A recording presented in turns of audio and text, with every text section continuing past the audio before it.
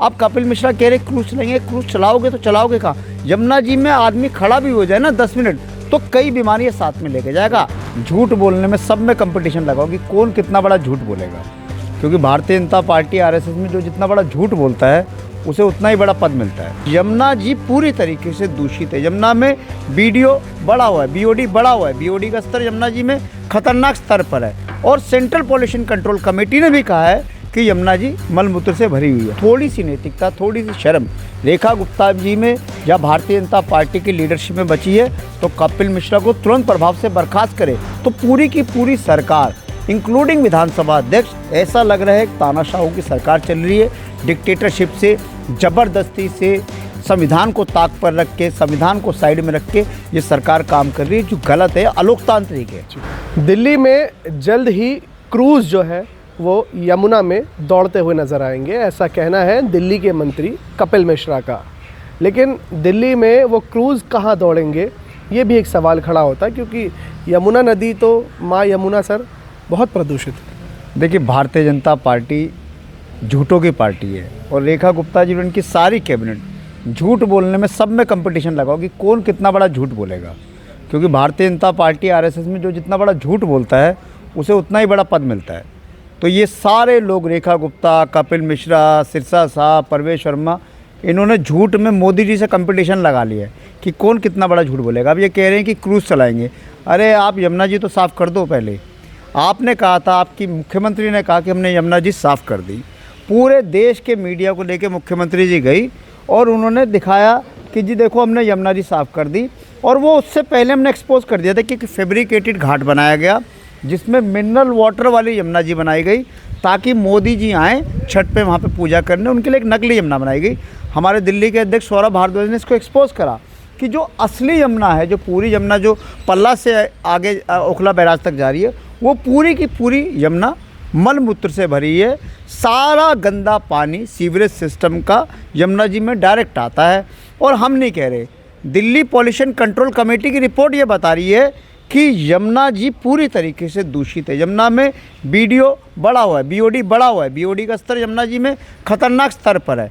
और central pollution control committee ने भी कहा है कि यमुना जी मलमूत्र से भरी हुई है। आपका काम ये है, क्योंकि आपने दिल्ली के लोगों से कहा था कि हमारी सरकार आएगी, हम यमुना जी को साफ़ करेंगे। एक अरविंद केजरीवाल जी की जब सरकार थी तो यमुना एक्शन प्लान अरविंद केजरीवाल जी की लीडरशिप में उस समय की कैबिनेट ने तैयार करा था। और यमुना एक्शन प्लान के चलते हुए हमने काफ़ी हद तक यमुना जी को क्लीन करने के लिए काम करा। हमने जो एसटीपी जो ऑलरेडी चल रहे थे उस एसटीपी की हमने कैपेसिटी बढ़ाई, हमने नए एसटीपी लगाए।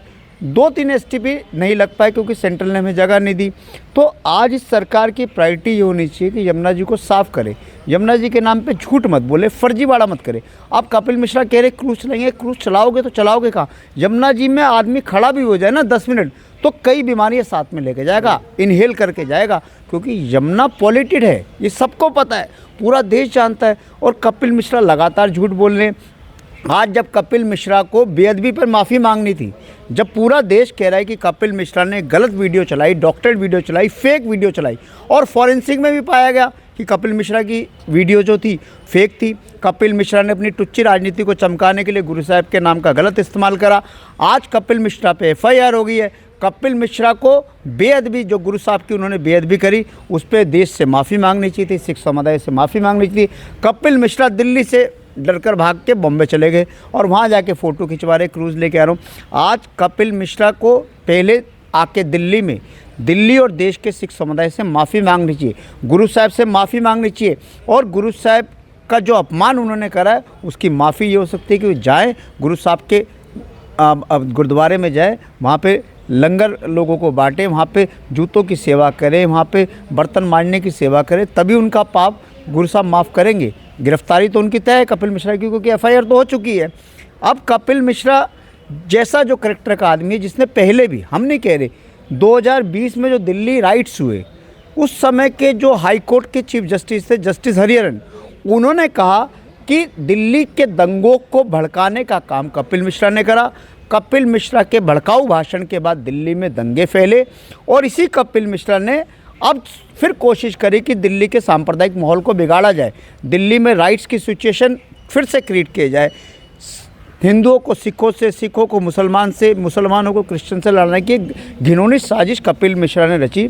तो हमारा ये मानना और हमारी ये डिमांड भी है कि भारतीय जनता पार्टी में वैसे तो कोई नैतिकता बची नहीं है, वैसे तो इन लोगों में कोई शर्म बची नहीं है, लेकिन अगर थोड़ी सी नैतिकता, थोड़ी सी शर्म रेखा गुप्ता जी में या भारतीय जनता पार्टी की लीडरशिप में बची है तो कपिल मिश्रा को तुरंत प्रभाव से बर्खास्त करे। कपिल मिश्रा जैसा जो तत्व है, जो लोगों को आपस में लड़वाने का काम करता है, जो लोगों को झगड़े करवाता है, जो सांप्रदायिक माहौल और सांप्रदायिक सद्भाव बिगाड़ने की बात करता है, ऐसे किसी भी व्यक्ति को, कपिल मिश्रा जैसे व्यक्ति को संवैधानिक पद पर रहने का कोई अधिकार नहीं है। आतिशी जी की जो एक पोस्टर है कालका जी में तमाम भारतीय जनता पार्टी के कार्यकर्ता लगा रहे हैं, वो लापता जो है वो है। उसके अलावा सोशल मीडिया पे भी एक जो है पोस्टर वॉर शुरू हो गई, चाहे वो आपकी तरफ से हो, चाहे वो भारतीय जनता पार्टी की तरफ से हो।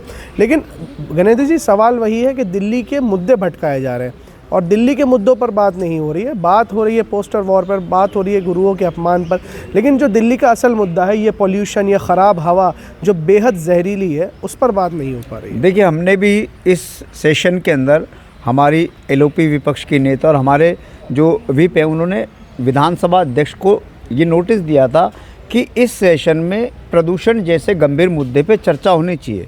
आज दिल्ली का प्रदूषण देश में बहुत बड़ा चिंता का विषय बन गया है। आज दिल्ली का हर व्यक्ति जहरीली सांस लेने को मजबूर है। सरकार दिल्ली से प्रदूषण को तो ख़त्म कर नहीं पाई, लेकिन प्रदूषण के डाटा को ख़त्म करने में लग गई।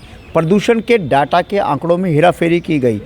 AQI मॉनिटरिंग स्टेशन पे पानी छिड़का गया ताकि रीडिंग कम आए, और नए AQI मॉनिटरिंग स्टेशन इन्होंने रिज एरिया में लगाने की बात करी ताकि प्रदूषण के डाटा में हेरफेर की जाए। पूरी की पूरी सरकार फर्जीवाड़े में लगी गई। 10 महीने में सरकार ने कुछ नहीं करा। तो आज विधानसभा के अंदर ये सवाल हमने पूछना था और इस पर चर्चा की मांग करी थी कि दिल्ली के बढ़ते प्रदूषण पर चर्चा हो। दिल्ली में गंदा दूषित पानी, दिल्ली के 40% घरों में गंदा पानी जा रहा है। इंदौर जैसे हालात कभी भी दिल्ली में खड़े हो जाएंगे, कभी भी दिल्ली में बड़ा हादसा हो सकता है कि गंदा पानी पीने की वजह से दिल्ली में भी कुछ लोगों की जान जा सकती है, सैकड़ों लोगों की जान जा सकती है। इस पर चर्चा करनी थी। दिल्ली में सड़कों का बुरा हाल है, हमें उस पर चर्चा करनी थी। दिल्ली में जगह जगह सीवर ओवरफ्लो हो रहे हैं, हमें उस पर चर्चा करनी थी। इन तमाम मुद्दों पे हमें विधानसभा में चर्चा करनी थी। हमने लिखित में दिया स्पीकर साहब को, लेकिन स्पीकर साहब ने चर्चा नहीं करवाई। स्पीकर साहब, क्योंकि स्पीकर जो होता है वो एक न्यूट्रल एम्पायर की तरह होता है। विधानसभा अध्यक्ष का काम वो किसी पॉलिटिकल पार्टी से एसोसिएटेड नहीं होता। जब वो स्पीकर जैसे संवैधानिक पद पे होता है तो उसका काम है विपक्ष और सत्ता पक्ष दोनों की सुनना। लेकिन आज भी विजेंद्र गुप्ता ऐसे लग रहे हैं जैसे भारतीय जनता पार्टी और RSS के कार्यकर्ता की हैसियत से विधानसभा अध्यक्ष की कुर्सी पर बैठे हो। हमारे विधायकों ने जब प्रदूषण पर चर्चा की मांग करी, हमारे 4 विधायकों को सस्पेंड कर दिया, मार्शल आउट करा दिया। बाकी जो विधायक बोलने लगे उनको सदन से बाहर निकाल दिया। तो पूरी की पूरी तरीके से विधानसभा को डिक्टेटरशिप की तरह, तानाशाही की तरह विजेंद्र गुप्ता जी चला रहे हैं। और हमारी विजेंद्र गुप्ता जी से ये भी कहना है कि विजेंद्र गुप्ता जी देश देख रहा है।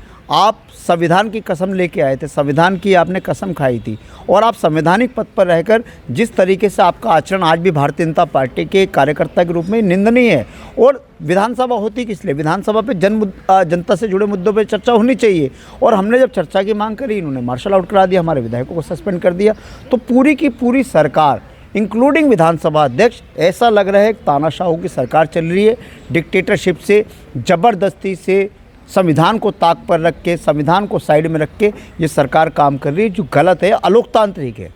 तो साफ तौर पर गणेंद्र भारद्वाज, आम आदमी पार्टी के प्रवक्ता और नेता हमारे साथ थे, जिनसे हमने साफ तौर पर दिल्ली में क्रूज़ जो चलेगा उसको लेकर चर्चा की। हालांकि बहुत हास्यास्पद लगता है जब दिल्ली की प्रदूषित यमुना को हम देखते हैं और उसमें जो है दिल्ली के मंत्री कपिल मिश्रा क्रूज़ चलाने की बात करते हैं। कब चलेगी, कैसे चलेगी, ये तो देखना ही होगा। लेकिन दूसरी ओर दिल्ली के जनहित मुद्दों को कब तक भटकाया जाएगा, ये भी देख रहे हैं दिल्ली वाले। और जल्द ही इन चीज़ों पर चर्चा क्यों नहीं हो रही है, ये भी सवाल खड़ा होता है। फिलहाल इस वीडियो में इतना ही। देश और दुनिया की तमाम बड़ी खबरों के लिए देखते रहना नवराजनीति। धन्यवाद।